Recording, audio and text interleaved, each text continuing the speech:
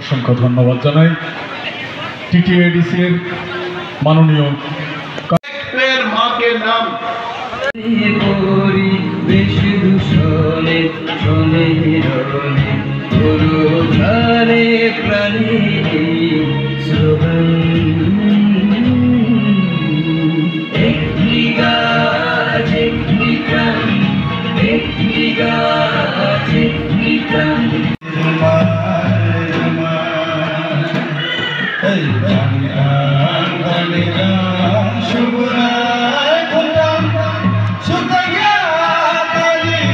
সুযোগ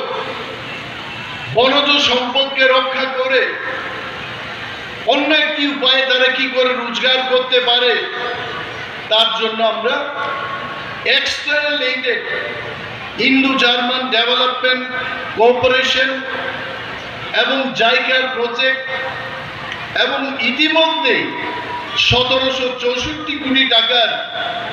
world bank element project আমরা শুরু করব। এই প্রজেক্টের মাধ্যমে আমরা কি কি করলাম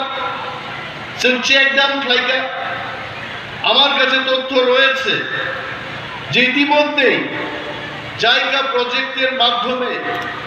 1300টির বেশি আমরা চেক ড্যাম তৈরি করেছি, যাতে করে এই জল বৃষ্টির জল পাহাড়ের গায়ে থাকতে পারে এবং সেখানে যে সমস্ত গাছপালা রয়েছে তারা যেন বেঁচে থাকতে পারে। তো এই গরি খেয়েছেন বাঞ্চিয়া গবাংনা জায়গা ওর বেহলা বাড়ি বিদ্যাবি ঘুমসিং নিনি সুখিয়া বাড়ি আরো গবাংনা চিনি যারা এলাকার মরক সংসার জগর তুই মানিয়া চন্দ্র তুই নি ব্যবস্থা খাইবি মত তুই নিলে আর বো তরক তরক তলাও হাবি তো তাম নিগে তুই নো রম্বই তন্নানির মতো ক্ষমতা আবো একমাত্র বুফান নিত जों बर' কিন্তু এই রম্বই দমদে মানো যেসের পরও जों তুই নিনি বালতি রক্তই ওয়াতিনি তুইনো जों নানান চেষ্টা খাইতে চিচিনি বা ইত্যাদি সমস্ত শাকসবজি তারা ব্যবহার করেন, কিন্তু সম্পূর্ণভাবে বনকে ধ্বংস করে তারা নিজেকে মৃত্যুর মুখে ফেলে দেবে না। 3000 4000 বছর ধরে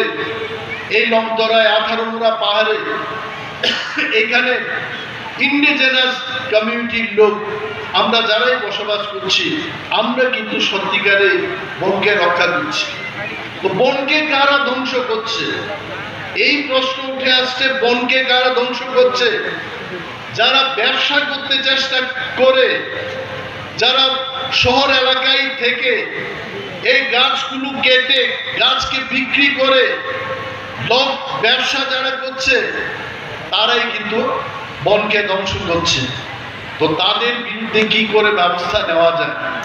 আমি আবারও বলবো, মাননীয় মুখ্যমন্ত্রীর কাছে আমি আবেদন জানিয়েছিলাম যে আপনি আমাকে 400 জন আধা সামরিক বাহিনী টিএসআর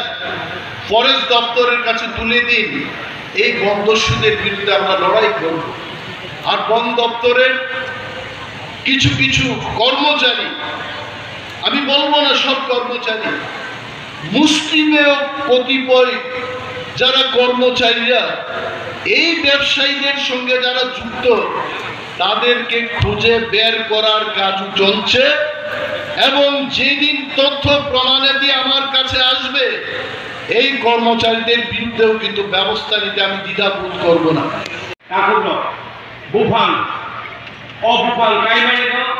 জনগণ